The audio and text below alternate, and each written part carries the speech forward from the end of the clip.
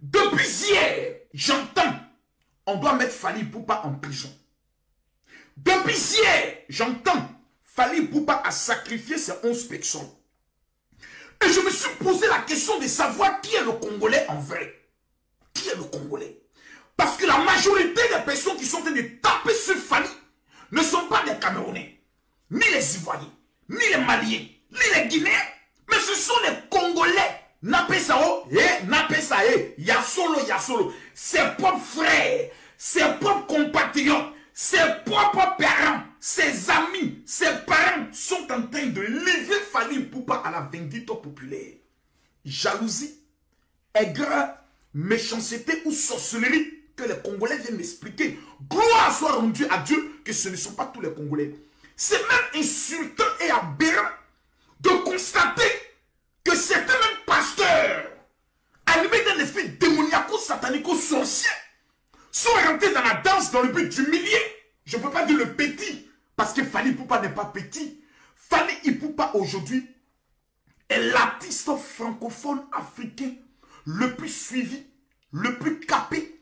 Et je pensais que les Congolais allaient attraper le bijou pour dire Dieu nous a donné quelqu'un. Fally Ipupa est plus connu que le président congolais. Fally est plus connu que le président congolais. Il n'y a pas une personnalité. On ne peut pas prendre le soin de mettre Mopao dans ce genre de choses parce que Mopao, on peut dire un dieu vivant de la musique. Donc, on met les pères à côté. Mais à l'heure actuelle, lorsqu'on parle du Congo, est égal à Fally Ipupa. Lorsqu'on parle de la musique africaine francophone, est égal à Fally. Et il va même rivaliser avec certains artistes, je peux les dire nigériens et autres. Il y a même les bas sur le plan de l'audience et je peux les dire de l'audimateur international. Il est congolais. Hélas, et 1000 fois hélas, la Bible nous enseigne que tu auras pour ennemi les propres personnes de ta maison. Fally Ipupa finir un concert historique au stade de Mati. J'entends déjà des personnes qui viennent dire, mais préciser que le stade était gratuit. Mais tu peux demander à ton grand-père de prendre sur le stade pour aller organiser un concert gratuit. Ou tu peux demander à tous tes aïeux de prendre le stade. Vous savez, je vais parler très sauvagement. Je vais demander à ceux qui pensent avoir les nerfs de se calmer. Vous n'avez pas les nerfs. Ce que Fally Ipupa vient de réaliser, on appelle cela un exploit d'abord. C'est un esprit historique. Fally arrive en Côte d'Ivoire. On lui donne le stade Félix Boigny. 45 000 personnes. On prend 6 mois pour dire que le concert fait 5 000 entrées. Fally va remplir ce stade. Si vous n'avez pas la possibilité d'aimer vos frères, de reconnaître le talent de vos frères congolais, ne soyez pas vous-même vos propres sorciers. Vous avez un ambassadeur que vous pouvez utiliser. Demain, pour des événements. Demain, pour parler du Congo. Demain, pour défendre le Congo sur des problèmes qui se passent au niveau du Congo, des tueries qui se passent au niveau du Congo. Mes frères, quelqu'un vient de réaliser l'exploit. La première des choses qu'on lui souhaite d'abord, c'est la prison. Pourquoi? Ah non, général Makosso, oui, quand vous parlez, il y a eu 11 morts, donc il faut que quelqu'un paye. C'est normal, il faut que quelqu'un paye. Mais je vais venir d'abord sur un élément. Au niveau de la Corée, il y a eu la fête de l'Halloween. Halloween a été fêtée avec plus de 100 000 personnes. Et il y a eu une bousculade sur la base d'une fausse rumeur. Plusieurs morts. On accuse qui? Je vous pose la question. Parce que quand le noir parle, il parle avec sa sorcellerie, mais il ne parle pas avec son cerveau. Qui organise un événement pour qu'il y ait des morts? Personne. Non, mais on ne dit pas les dispositions. Toutes les dispositions sont prises. Mais qui a le contrôle des émotions des personnes qui sont dans le stade? Qui contrôle? Nous allons à une rencontre de football. Le stade nous accueille. Nous sommes dans la tribune. Et quelqu'un pose un acte qui crée un mouvement de foule. Il y a des morts. La faute est à qui? Aux organisateurs? Non. La faute est à l'attitude des personnes qui sont dans le stade. On va aller maintenant pas à pas. Lorsqu'un événement majeur est organisé, la responsabilité de la sécurité n'est pas les organisateurs du spectacle. Non. Parce que pour avoir d'abord l'autorisation d'un tel événement, il y a des courriers que vous déposez au ministère de la Sécurité, au niveau des sapeurs-pompiers, au niveau de la protection civile. Et la préfecture vous donne une autorisation. Question. Lorsque des personnes au Congo disent demain ils vont marcher, parlons de la vie chère, est-ce qu'on est obligé de demander aux policiers de venir encadrer l'événement? Ils sont obligés de sortir. Pourquoi? C'est le boulot. L'État assure la sécurité des biens et des personnes. S'il y a faute quelque part, c'est au ministre de la Sécurité de venir expliquer comment se fait-il qu'un tel événement a lieu et des dispositifs n'ont pas été pris. C'est pas l'organisateur. Parce que je viens vous dire une vérité. Lorsqu'il y a ces genres d'événements, tout le monde veut manger. Tout le monde veut manger. Ah non, on va amener un effectif de 300 policiers, mais ça fera tel montant. Je connais les événements puisque je suis un rassembleur. On paye, on paye, on paye. Mais on n'a pas le droit de payer. À partir du moment où ce sont des Congolais qui vont se rassembler, à plus de 100 000 personnes, les policiers sont payés par mois pour assurer la sécurité obligatoire. Le salaire, c'est un devoir de protection, d'encadrement, de conseil. Il peut exister ce qu'on appelle un malheur. Dans les conseils les plus même renommés, Michael Jackson, son conseil, souvent il y a mort d'homme. C'est pas parce qu'on veut qu'il y ait mort d'homme. Il y a mort d'homme. Pourquoi?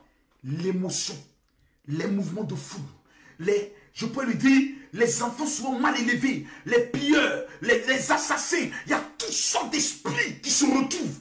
Donc, il peut avoir des incidents. Je me rappelle concert d'une star congolaise, je vais retrouver le nom, je crois au Bénin. Il y a eu mort d'homme. Concert de Johnny Hallyday, il y a eu mort d'homme. Concert de Michael Jackson, il y a eu mort d'homme. Ça veut dire que la mort là fait partie de la vie. La dernière Coupe d'Afrique des Nations au niveau du Cameroun, paix à l'âme de tous les disparus, il y a eu mort d'homme. Pourquoi? Parce que tout simplement, les mouvements de foule, aucun policier ne peut être dans la tête de quelqu'un pour savoir qu'est-ce qui va se faire ou qu'est-ce qu'il a envie de faire. Voilà, bonjour, bonsoir, ça dépend de l'ère à laquelle vous me suivez. C'est bel et bien moi, votre humble serviteur, tonton Yann, le reste de l'éternel. En tout cas, c'est encore un grand et réel plaisir pour moi de tenir encore devant vous, nos très chers téléspectateurs.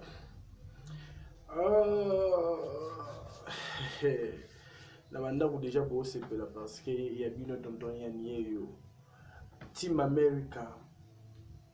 Oh ya, nous a together. La bosani bongote, ba fan club nyonso ya Ave Maria Télévision, ba coup de chapeau na bino, ba salutation na bino. En tout cas, je ne peux pas commencer cette analyse sans pour autant remercier des gens qui font assez que tous les canabanda qu'on a bien dans la qualité bien, tout tambola, tout ça qu'on a plateau bien, donc on a des missions bongote sans pour autant leur remercier et leur présenter mes gratitudes le plus sincère. La bonne sanité na bandi bongo na maman Anasté la madame Fraser, maman Anasté la madame Fraser, la salutation na yo place aux Hollanda biso en Europe de London. Mon vieux Louison Mbata na kata South Africa Second Hand Shop. Mon vieux Louison Mbata na kata South Africa Second Hand Shop. Roger le commandant en direct de la France. Guijou Maïla Maïla et Guijou.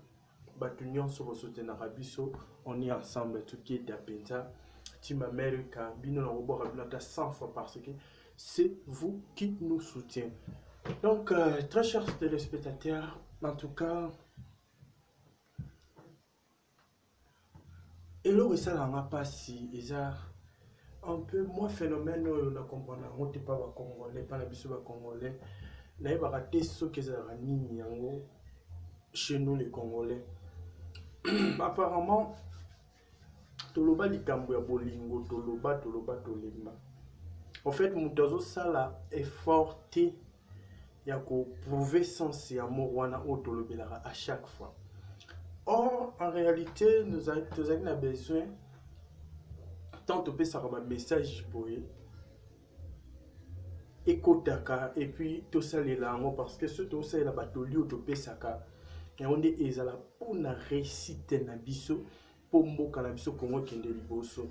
Apparemment les gens disent souvent mboko yo c'est beba nango mboko yo sala bobo mboko yo bonga lisusu te, mais en réalité laissez-moi vous dire mboka na Congo ekobongaka ekobonga.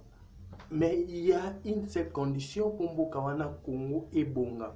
Parce que condition ngonde to ebara. Ezalaka nini po condition wana mboka na biso ebonga. Ezalaka nini po motema mabe elongwa na Congo. Ezalaka nini po bato bakoma kolingana na Congo. Oyebi ba série tokola makamto mosusu ya kobomanaka Congolais abomi Congolais, muto abomi oyo tonomona ngo mingi na ba film ya ba américain, tonomona ngo na ba film ya ba russe.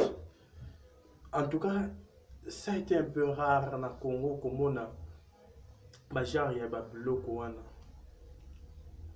Mais lelo siko tokomona ngo le contraire. Na omona ngo siko plus na Congo ke batu ya libanda. Libanda on dirait pas comment pratiquer en moins ce qu'on a Congo de relève wana. Congolais a commis na motema mabe moko ya sika na sachet. Congolais commis na motema mabe moko oto yebite soki to benga ngo nini to lobela ngo nini to peto sala nini. En réalité ma blom soso to mona leo na Congo. Ya ba bloko oyo des fois, de larmes coulent dans nos yeux par rapport à Bamaramoussou au monde. N'a pas raté, Moutou a une idée. Il y a aussi un nombasso. A Utaka Wapi. Moutou a une idée. Il y a ko. Bois qu'il a AVC. A Utaka Wapi. Moutou a une idée. Il y a beaucoup de malades en PC, donc pas malade comme Kili na Congo. J'étais au Congo là-bas, ça m'a fait vraiment très mal comme au monde mususu tala lokolo ah. Na Congo, ogoleka soko tambwana nzela, ogoleka 50 personnes te sans mona et le mona likolo na eto na loboko na ye. Ogoleka 100 personnes te pour mona ba cas différents. Au bois lisubu ba mama mususu omona mutote kamalewa ofandi to musuna malewa wana badobo akude to bois akude ibo talokolo tala quiz tala nini nyoso na bambasu banini siko tout cela pourquoi Congolais to l'humanité tina ba niveau siko eloko sala nga pasi mingi ya koleka ezake bao bakenda nango plus grave balobana baninga na bango non bino boye bininga osala te bosa biso tolakisa bino pena nde tosalaka bakenda nango plus loin tina ba poison oyebi batamoko boye tokoma komona lokwa poison ezali na bakatange ezali pena soko voyager pena oka mama obendo matoi ndenge ke wana eyana sala très attention parce que kuna poison eza makasi. Ça très attention parce que kuna babatia la batu poisson pour ba jalousie mo inutile. Mais lelo suko eze susu katanga te eza manima te eza kivute tina Kinshasa.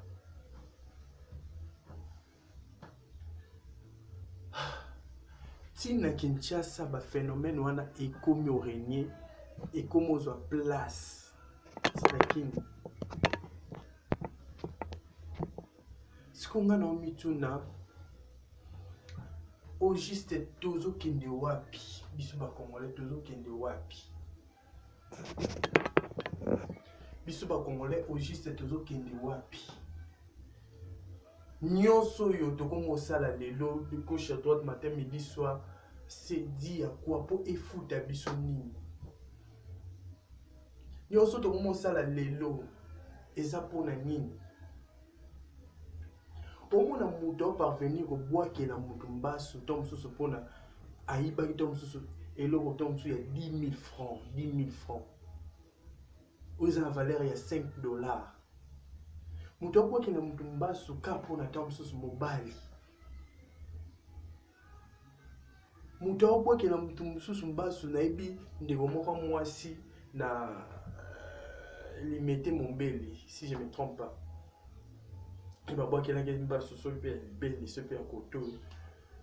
ne sais pas pour na mobali. Eh yaya.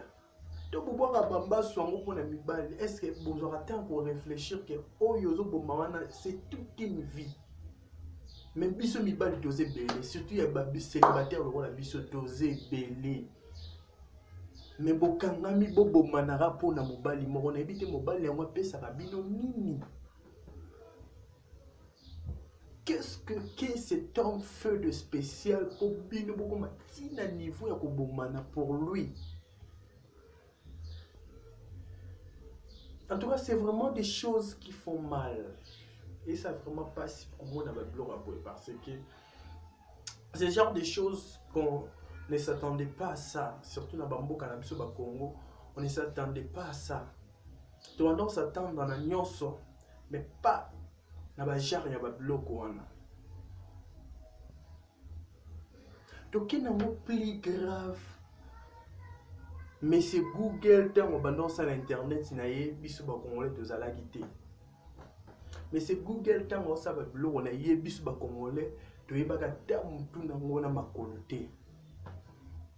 Mande on a biso mususu ba sungi biso de découvrir le monde internet. Mais ce que tu zui parti près de comment ça la bat ma belle colonne yango, collé quand même na bango mon con. Oui. À chaque fois, tu as aussi un compte sur YouTube. Et moi, mais c'est YouTube, à s'arrêter. Mais je n'ai pas fait mon truc pour ce genre de bêtises. Terminé, ne pas ça là. Alors, ça, la recherche, il y a un téléphone, il y a un téléphone, alors là, c'est bien pour nous déverrouiller code dans le téléphone, il faut ça la boy. À cause de ton ordinateur, neti boy. À un ordinateur, neti boy. Alors là, c'est bien pour nous déverrouiller ordinateur, il faut ça la boy. Ordinateur, il faut ça la déverrouiller. Donc, mon délai à ça, les lacango proprement dit. Et puis, tant que ça, la bombe est continuée, bongo, alors qu'on va millionnaire, azo continuer que son baba mitu, kazo son baba, bamlako, kapona acte wana azo sala. Affinité, notez bien, affinité. Mais, azo de la kisara batunde, moi, ça, les locaux, morobo et songo. Directement, il peut se bon. Mais biso, suko, ya biso, eza le contraire. Il y a biso ko eza le contraire. Il y a biso ko finga, ko bomana, ko inana, ko tongana. Batu musubo kende plus grave. Et l'on a téléméla karashi kati, les l'on a ba vidéo na ngao na sala kayango. Ko kende plus grave. Ko simba na bato baza ba innocent ba yeba ki kutata makambo moko boye o ekole ezo lekate entre bino kuna na internet mais Nicolas ba jalousie ba haine mal placée na bino bobando kotisa na ba kombo ya bato mususu. To bes exemple ya Nicolas biso Olga Kabelo. Mama Olga Kabelo tango yaki kokutana na ndeko na biso Karashika. Ayaki ye moko azanga mobile na été elle était seule. Baye bakolisi relation babando vivre ensemble na Karashika. Mais eyo comme dans moko boye babebani. So babebani ton bobebani wana ton yo Karashika bebani par exemple la maman Olga. Et le yo ça est très important zani. So yo bro finga na bino depuis ce pas congolais to mais ça on finga na YouTube. Et ça mon problème te. Mais la chose la plus importante est ça bozala na tout droit. Bo finga na bino, boloba bino na bino. Et ça va bêtise oui, mais le roi bolinyango, bo salango et ça la entre bino na bino. Mais ce que chez biso ba congolais ça c'est le contraire. C'est le contraire. Ça c'est le contraire. olia kofinga na bino pan bokamati bokomokotisa na bamibali mobali naza boye mobali na lobaki boye mobali na azalaka boye asalaka boye siko mobali na ye aye kosala nini na makambo na bino wana mobali n'a rien à voir avec vos bêtises, vos conneries. Qu'est-ce qu'il est venu faire dans vos trucs, dans vos disputes? Qu'est-ce que son mari est venu faire?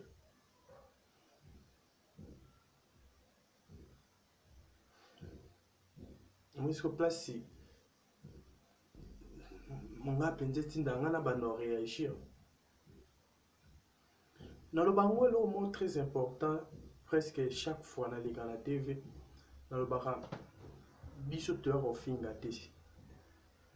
Ngai Yves Kakalombo to ko finga te meto ko lo bandi makambo ndenge zali to ko zongisa makambo na nzela pam pour que c'est normal. Et puis quand on fait nos vidéos on dit que yo kateke maman kingani asala ki boy papa kingani asala ki boy. Et là on le bango chaque fois à chaque émission na salaka soki kombo ya mama Chacha oyo ya mama ya Karashika ekota na ba bêtises c'est parce que ye moko amikotisa na ba bêtises ye moko amikotisa na makambo mwana na ye yango kombo na ye koma kokota na kati ya ba bêtises. Oui, soki kombo ya mama Chacha ekota na kati c'est parce que elle-même a sala ke kombo na ye ekota na ba bêtises.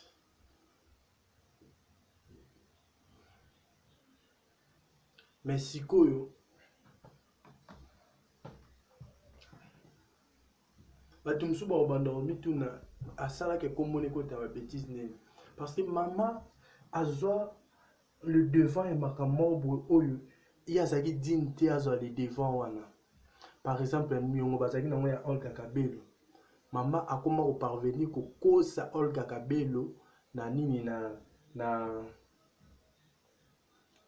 téléphone. Mais yo zwe le côté. Oyebi mutuna makolo yelo ko place bandela te. Alors pourquoi se mêler dans ce genre de choses? Car pour communiser à la sali.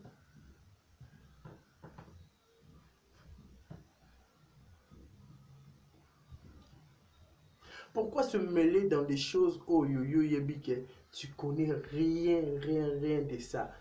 Oyebi ebandélité, oyebi soukate, mais on limo kende ko se mêler na kati. Pourquoi? Pourquoi lingi kombo na yo ekota na makambo wana? Dans tout cela, quand nous allons dire quelque chose, oh baloba ki bafinga ki, oh en réalité, ce n'est pas notre travail. Notre travail, c'est de vous informer, vous indiquer, vous dire qu'est-ce qui se passe.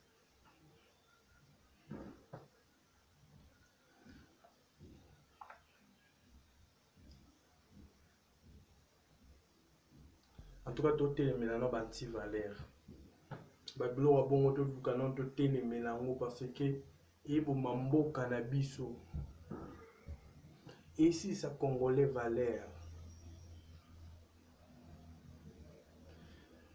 Dans le bango, chaque fois, qu'on finga mutu, et ça, qu'on ça la promotion naïe sans le savoir. Dans mon finga mutu, yozo ye bate. Que ce que tu es en train de faire. Or, en réalité, tu es en train de faire promotion, ya mutuana sans le savoir. Yango elo mo ndeko nanga Vincent Louis alobaki bato bele bazion ka la banalité mais en réalité c'est vrai. Vincent Louis a soulevé le mot très important le biquet muto saleli fali promotion makasi posta douane tonda bongo c'est le scam. Or, en réalité, c'est le scam pour lui. Il se croyait que au fin a fallu, au dénigrer fallu, or ça la promotion et un concert a fallu sans le savoir.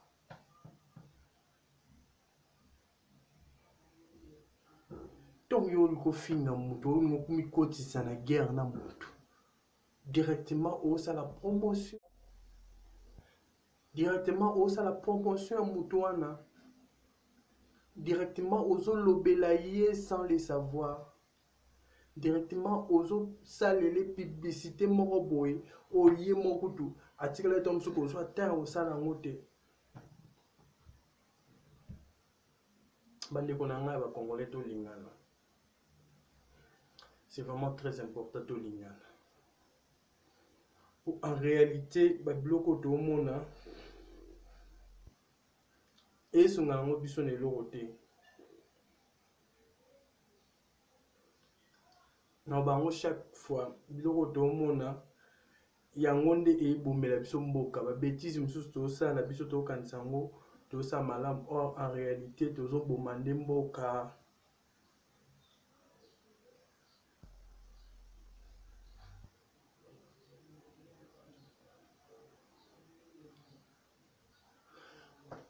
En tout cas, ma salutation na ngala ba soutenir biso. Bo excusez nga na otanga pe ba message na bango chaque fois numéro na biso ya téléphone eza wana. Soza posa ya kokomela biso. Komela biso na ba numéro to tiaka wana ezaka plus 243 81 66 23 329 plus 243 81 66 23 329 numéro na biso ezalaka be bongo.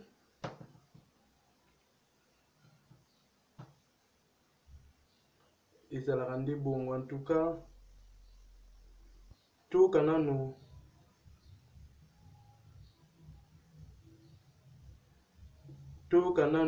voice oyo po pomona ke tomona ke place bolingo ezalaka te.